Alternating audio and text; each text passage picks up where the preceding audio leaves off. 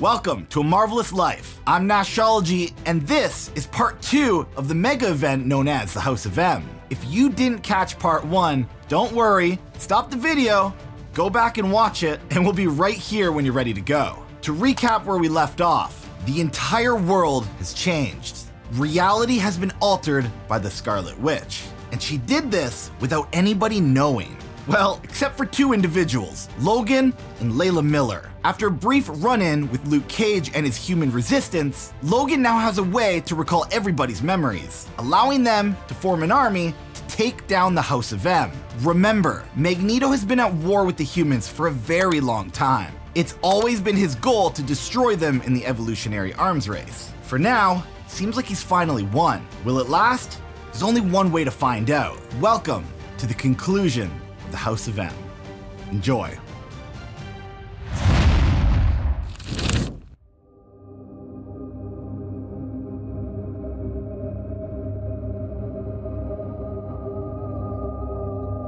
As Layla Miller looks on in disbelief, the amazing colors of her mind twinkle like fluorescent street signs. It's certainly not every day that you can see a visual projection of your psychic self. Emma explains why they're here. She wants to find out how Layla can unlock a person's subconscious memories. An amazing feat, especially since Layla isn't even a psychic. Layla is somehow different. She might not even be a mutant. The way her powers work are simply unexplainable. But Emma knows this can't stop them. They may not be able to control her powers, but they can guide her every step of the way. Layla is the key to ending the world that Magneto built. Reassuring her that the X-Men will keep her safe, Emma ends the psychic link between Layla and her. They need to go. It's time to raise an army.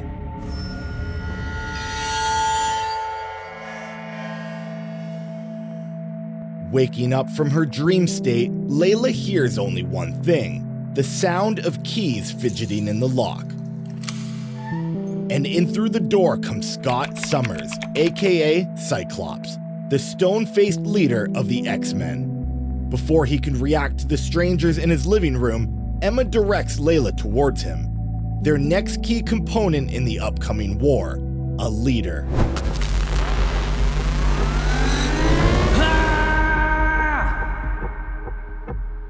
As Scott recovers from the psychic manipulation, the memories of his true life begin to flood in like an uncontrollable tsunami. Feeling too many emotions to properly control, Scott's anger begins flaring. How could Magneto do this? How could he jeopardize the entire planet? But before he can let his fury take over, Logan reassures him: Magneto will pay for this. The entire House of M will be ripped to its foundations. It's time to recruit our army.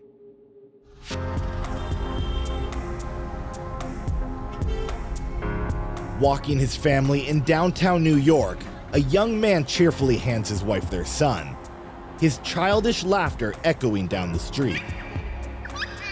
But upon hearing his name from behind, the man turns around in surprise. Who are these people? As the group stand together, the young father hears something barely audible over the strong wind. It sounded like, "Sorry, Peter." Before he could take one last look at his loving family, the world begins to change.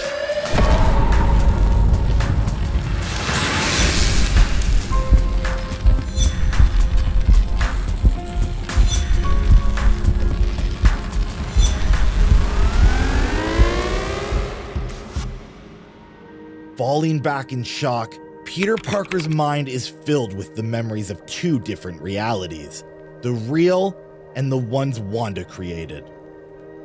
Realizing his perfect life and perfect family are not actually real, Peter begins to break down completely. And before Logan can calm him down, he sprints off. His entire world has been ripped out from under him. As the group contemplate their next move, Logan decides to talk to Peter. They need Spider-Man for what comes next.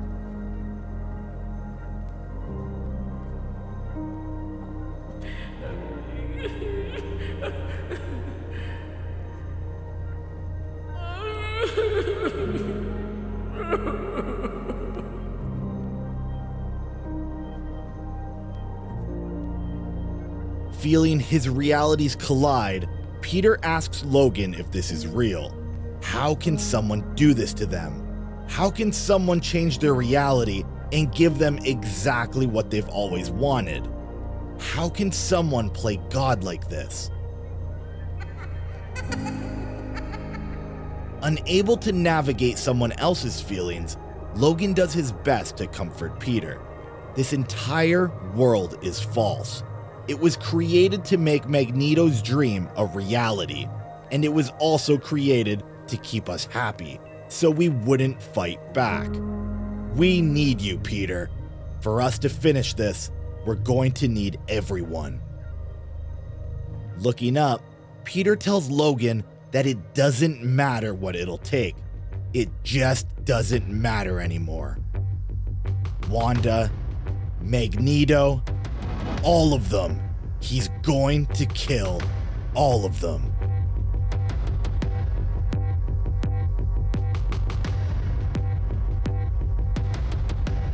We have an army to make. We have one goal in mind. We storm Genosha and we kill Wanda Maximoff and her father. We hold no punches. We take no prisoners. The fate of our reality is at stake, and we will not fail. Let's go get our army.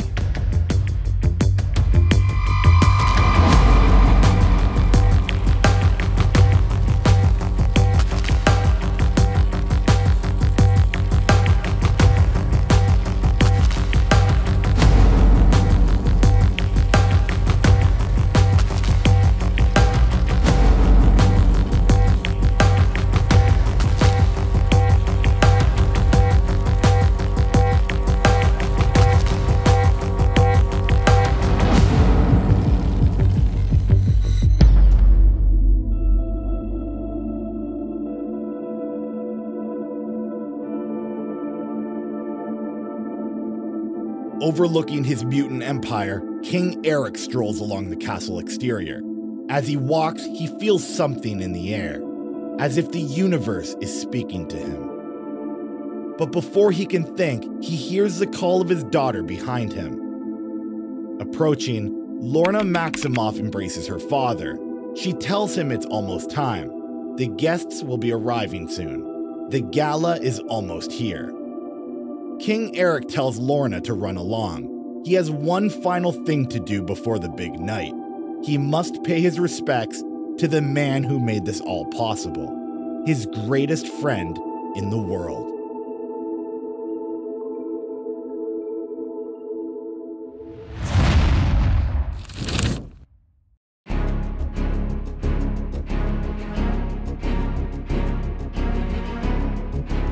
With an army ready for war, the only thing missing is a troop transport, one big enough to crush an empire. Signaling to the helicarrier, Jessica Drew informs them of their intent. They request approved landing. Emma Frost explains their mission: get in, take over the command center, and hijack the minds of every SHIELD agent in sight. Once inside, Emma psychically informs the captain to their new destination, the helicarrier and the Sentinels. The course has been set for the entire war assembly. We're going to Genosha.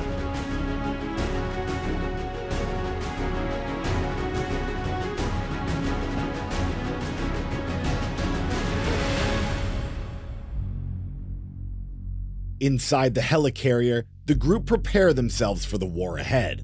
They chat nervously as they await the flight to Genosha. Stepping to the forefront, Scott Summers quiets the room. He wants to be very clear about what's happening here. He wants to make sure everyone is on the same page. In our lives as superheroes, we need to show restraint. We need to be better than the bad guys, but that cannot happen today. There can be no room for the moral high ground. Every misstep we take, every ounce of restraint brings us one step closer to losing our reality. We need to do this right. We need to end the House of M by any means necessary, regardless of the possible casualties. We need to do this right. 3 teams, everyone with a specific task.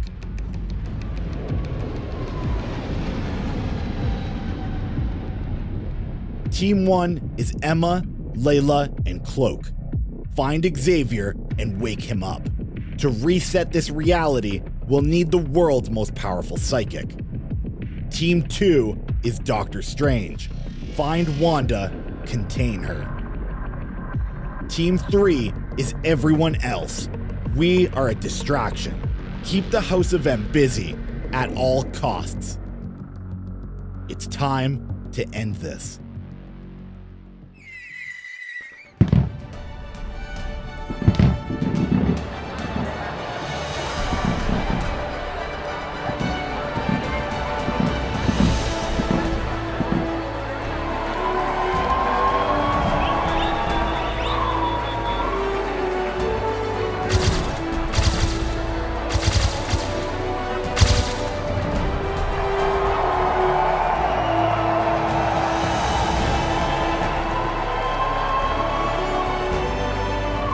Gathered royals and honored guests, I present to you the fearless leaders of our mutant nation, the House of Magnus.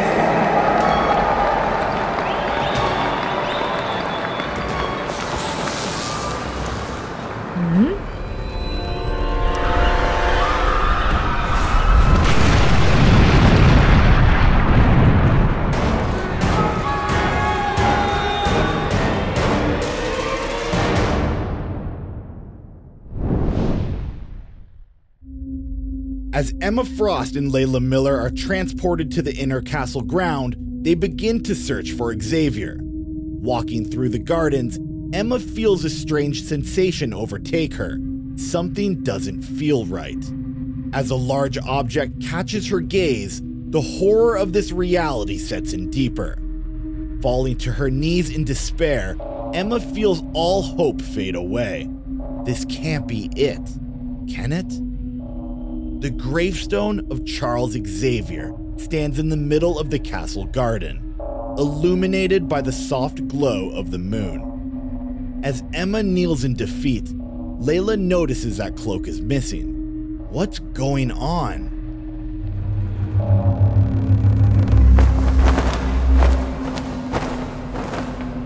Rising from the ground, Cloak appears before the 2 women, a look of mystery upon his face. There is no coffin. There is no body. Xavier isn't here. The war isn't over yet.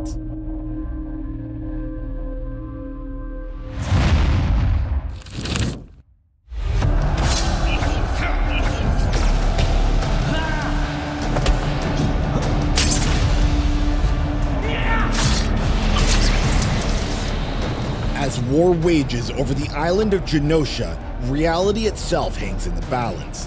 They must find Wanda, and they must find her fast. Ignoring the battle, Doctor Strange notices a softly lit window in the castle's tallest tower. The fluorescent pink hue could only mean one thing: Wanda. Without further hesitation, Doctor Strange quickly makes his way towards her. He needs to end this now.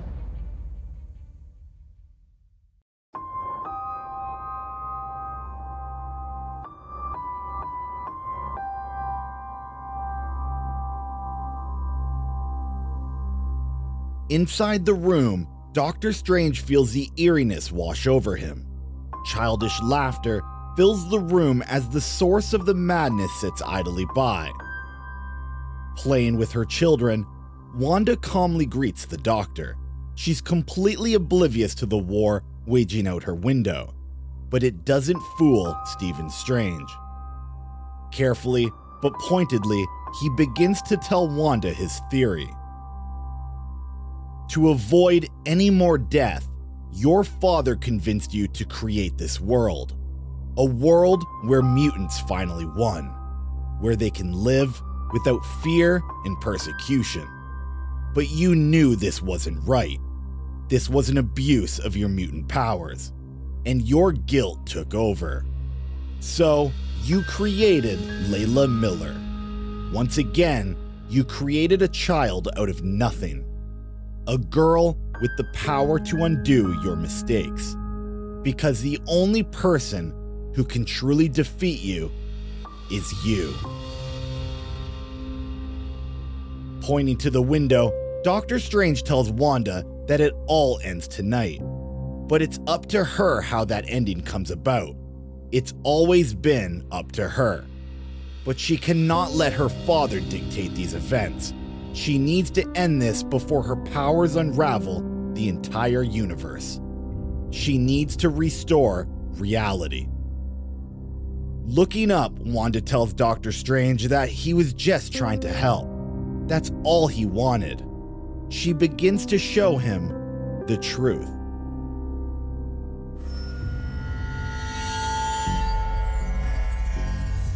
The day the world changed. It all began with Magneto and Pietro, the life of Wanda hanging in the balance. Feeling his world slip away, Pietro cries in his father's arms. The life of his sister is about to be extinguished. Extinguished by those he called family. But he wasn't going to quit. He couldn't sit back and do nothing, like his father. It was up to him to save her life. But he knew what to do. He knew how to save her. She just needed to listen.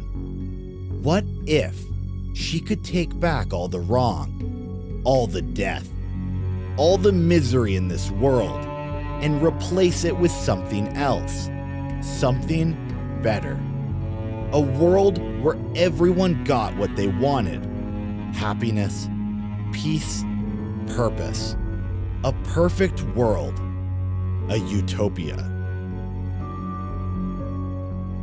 Maybe this is what you're meant to do all along. Maybe this is the reason for your powers. To change the world for the better. This is how we can finally be happy. This is how we finally win.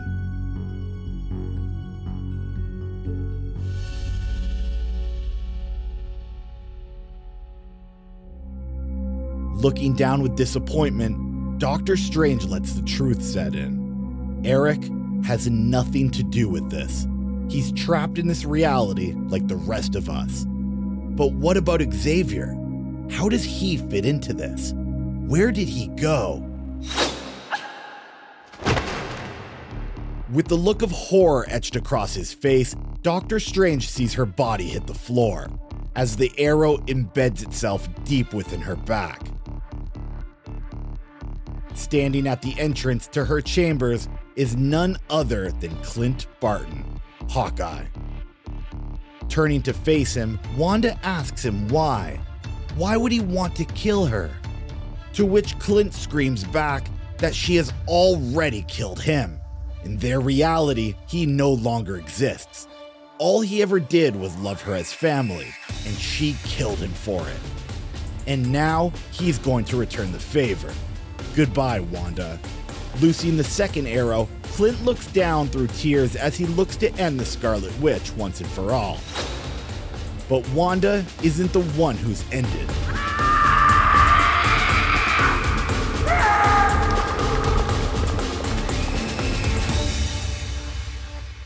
Doctor Strange looks on in disbelief as Hawkeye fades into nothing, killed in the original reality and now erased in this one.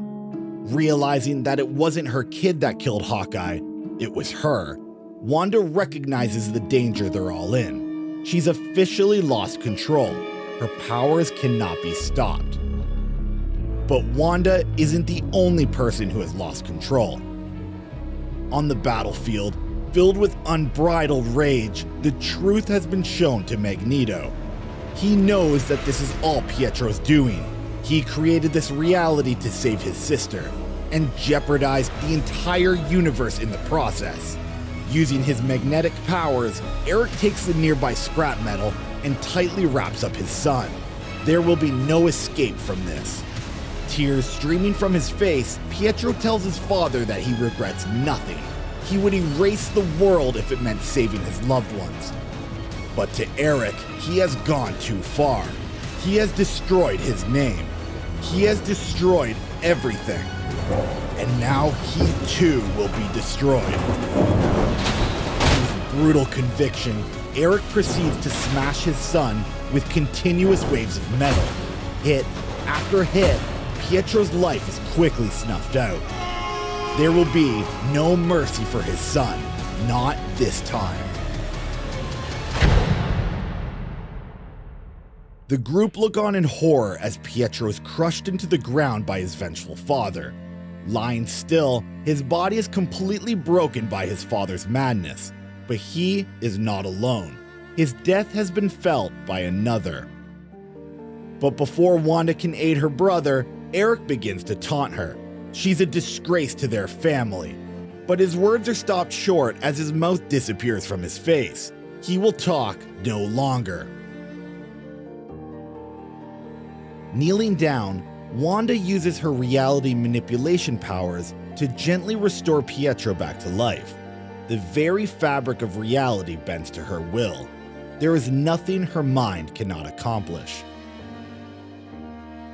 All Pietro wanted was for everyone to be happy, for everyone to be at peace. But peace was never an option. Magneto made sure of that. His entire life has been devoted to mutant supremacy. Nothing has been more important. But mutants are not superior. They are not better at all. Mutants have caused nothing but problems for everyone.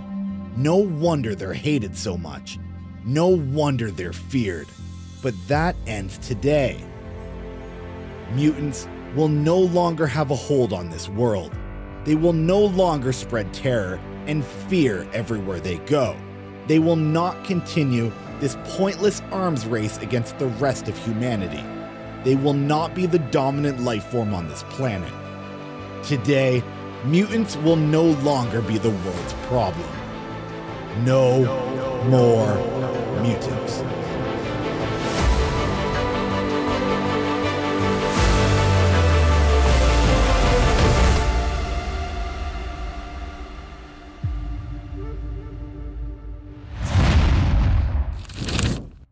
And now, let's recap the second half of the House of M. With his army in tow, Logan has finally taken the fight to Magneto, the king of the mutant empire. However, a few bombs were dropped in the last issue.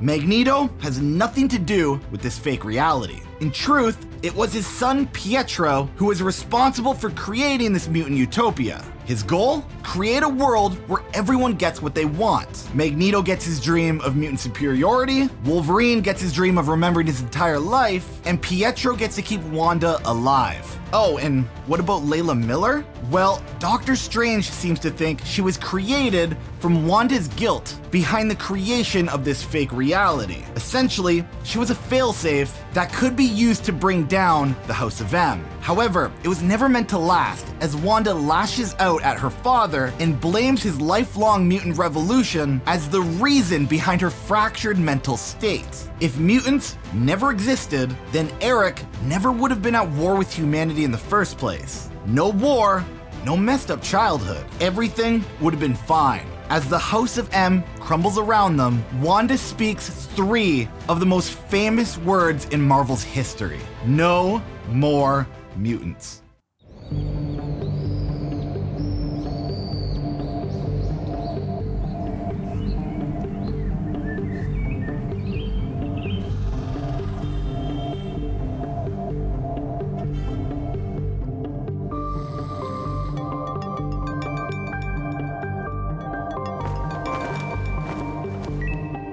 Waking up from his slumber, Peter Parker feels something he hasn't felt in a while.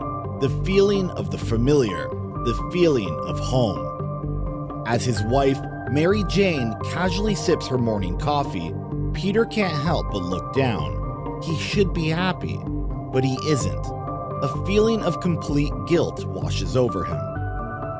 As he walks off, he can only think about how happy he was.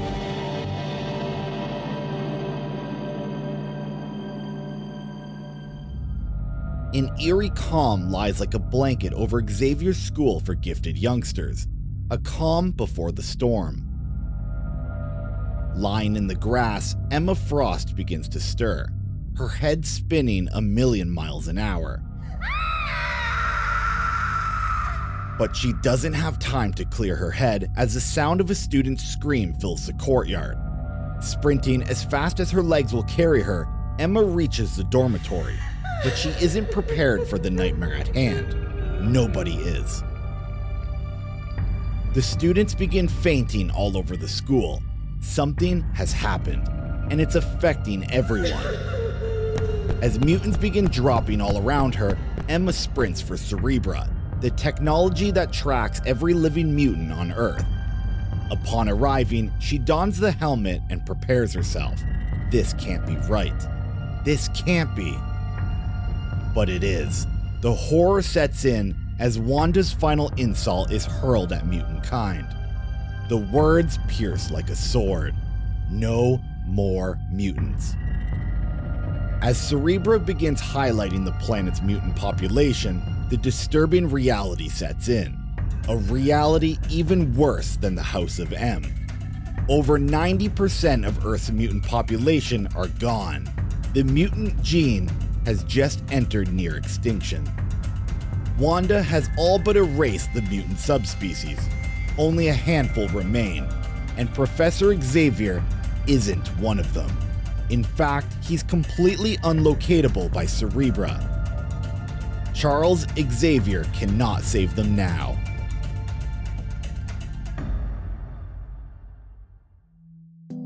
Back at Avengers Tower, the dire consequences of the House of M wash over the heroes.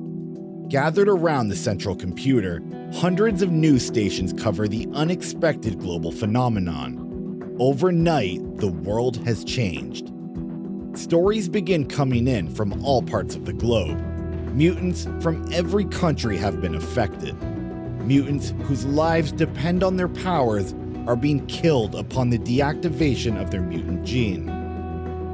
Is this a virus, a terrorist attack, or something else entirely? Has Mother Nature simply corrected itself? Confused by these events, Iron Man asks why only certain people remember what happened. Why doesn't everybody remember? Doctor Strange explains that the only ones who remember are the ones who were under the protection of both himself and Emma Frost during the siege of Genosha. That means out of 8 billion people on Earth, only a handful can recall the events. But the conversation is cut off as Tony Stark receives a mysterious alert. Someone is trespassing at the old Avengers mansion.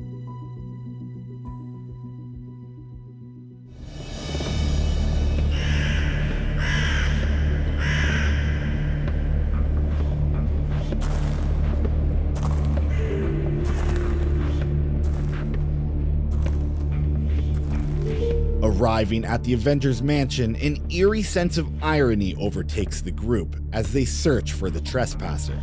This was where it all began. The moment the Avengers were disassembled. The moment Wanda Maximoff lost control of her powers. The beginning of the end. It all started here.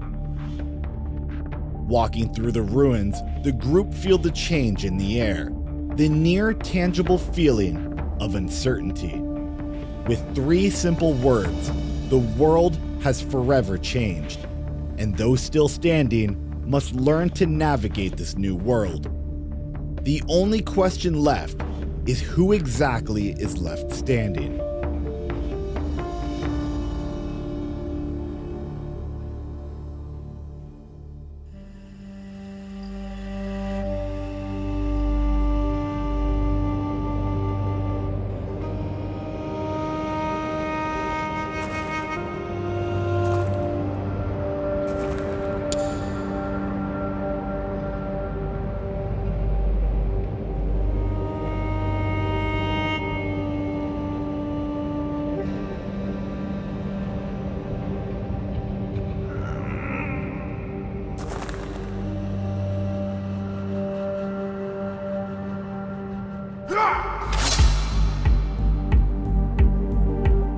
With his metal claws brandished, Logan asks Magneto where his family is.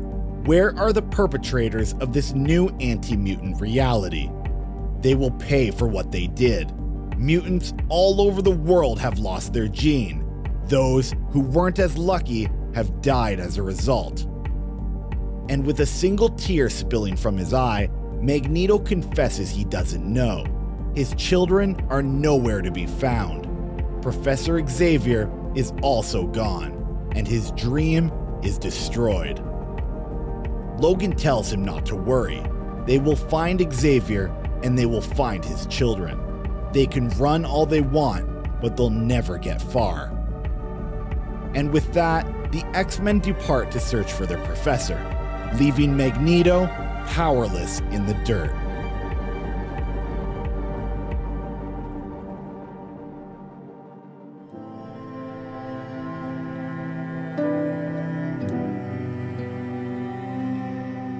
The world has changed. The people have changed. What was once the most promising group of individuals on Earth is now facing extinction. All over the world, lives will never be the same. The scars of the House of M will live on. It'll live on in our history, our people, our footprint on the world. It'll live on in each and every day forward. All we can do as a people is move on. All we can do is keep going. No matter what.